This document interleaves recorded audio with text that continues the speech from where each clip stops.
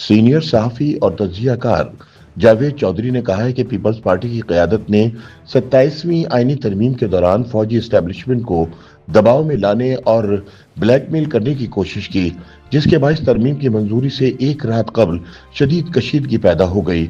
उनके मुताबिक अगरचे तरमीम मंजूर हो गई, लेकिन इस अमल ने पीपल्स पार्टी और फौजी एस्टेब्लिशमेंट के दरमियान ताल्लुकात में वाज़ेह दरार डाल दी। अपने सियासी तज्जिये में जावेद चौधरी का कहना है कि अगर ये मामला यहीं तक महदूद रहता तो हालात संभल सकते थे, मगर 11 जनवरी को पीपल्स पार्टी सिंध की जानिब से पीटीआई को बाकी जिना में जलसे की इजाजत देकर इस दरार को मजीद वसी कर दिया गया। उनके मुताबिक फौजी एस्टेब्लिशमेंट को खुले आम चैलेंज करने वाले खैबर पख्तूनख्वा के वजीर आला सुहेल आफरीदी का कराची जाना पहले ही हसास मामला था। ताहम पीपल्स पार्टी की हुकूमत की जानिब से एयरपोर्ट पर उनका इस्तकबाल करना दूसरी बड़ी सियासी गलती साबित हुई। सीनियर सहाफी के मुताबिक ये इकदाम भी शायद बर्दाश्त कर लिया जाता, लेकिन जलसे की इजाजत, आवाम की बड़ी तादाद में शिरकत और फिर सुहेल आफरीदी की तकरीर का कौमी मीडिया पर नशर होना फौजी इस्टेब्लिशमेंट के लिए नाकाबिले बर्दाश्त बन गया। जावेद चौधरी के मुताबिक तारीख के तालिब इल्म होने के नाते वो पूरे एतमाद से कह सकते हैं कि ये सुहेल आफरीदी का आखिरी जलसा और बिलावल भुट्टो को दी जाने वाली आखिरी ढील थी। उनके मुताबिक आइंदा ना वजीर आला सुहेल आफरीदी को इस नौयत की सियासी सरगर्मियों की इजाजत मिलेगी और न ही बिलावल भुट्टो को मजीद ऐसे फैसलों की आज़ादी दी जाएगी। उनके मुताबिक बिलावल भुट्टो की ये गलती नाकाबिले माफी है और बिल्कुल ऐसे ही है जैसे हाथी के मुंह से गन्ना छीनने की कोशिश की जाए।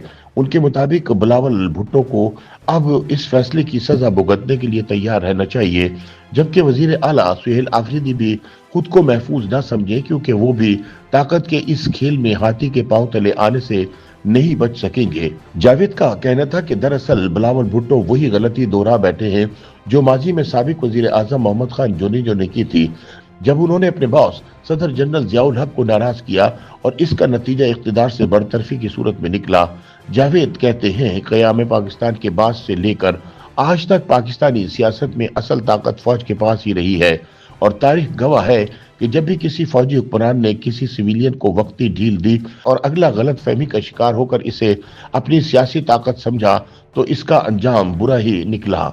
इस तनाजुर में जनरल जियाउल हक और मोहम्मद खान जुनेजो के ताल्लुक का हवाला देते हुए जावेद चौधरी बताते हैं कि ये पाकिस्तानी सियासत में फौज और सिविलियन इक़्तिदार की हदबंदी की क्लासिक मिसाल है। उनके मुताबिक जनरल जियाउल हक ने मोहम्मद खान जुनेजो को एक कमजोर और फरमाबरदार वजीर आजम समझकर इक़्तिदार सौंपा था। ताहम इक़्तिदार में आने के बाद जुनेजो ने न सिर्फ मार्शल के खात्मे की बात शुरू कर दी, बल्कि अमली इक़दाम के जरिए फौजी आमरीत को सियासी तौर पर महदूद करने की कोशिशें भी शुरू कर दी। जावेद चौधरी के बकौल जुनेजो की जानिब से बेनजीर भुट्टो की वतन वापसी की इजाजत, ऑल पार्टीज कॉन्फ्रेंस का इनेकाद और अफगान पॉलिसी पर इख्तलाफ वो फैसले थे जिन्होंने जिया को ये पैगाम दिया कि सिविलियन वजीर आजम खुद को दी गई ढील को अपनी ताकत में बदलने की कोशिश कर रहा है।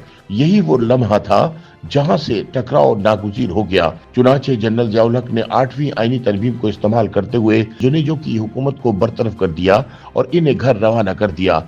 जावेद चौधरी के मुताबिक तारीख का सबक बिल्कुल वाज़ेह है कि पाकिस्तानी सियासत में असल ताकत फौज के पास रही है और जो सिविलियन हुक्मरान दी जाने वाली रियायत को अपनी ताकत समझ बैठा वो हमेशा नुकसान में रहा।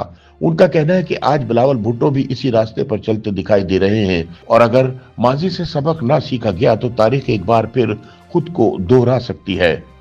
YouTube पर गूगली न्यूज देखने के लिए youtube.com की सर्च बार में गूगली न्यूज टीवी टाइप करें। गूगली न्यूज के पेज पर सुर्ख रंग के सब्सक्रिप्शन वाले बटन पर क्लिक करना ना भूलिए। YouTube पेज पर अपलोड होने वाली वीडियो से बाखबर रहने के लिए बेल आइकन पर क्लिक कीजिए। आपको हर नई वीडियो के बारे में नोटिफिकेशन मौसूल हो जाएगा।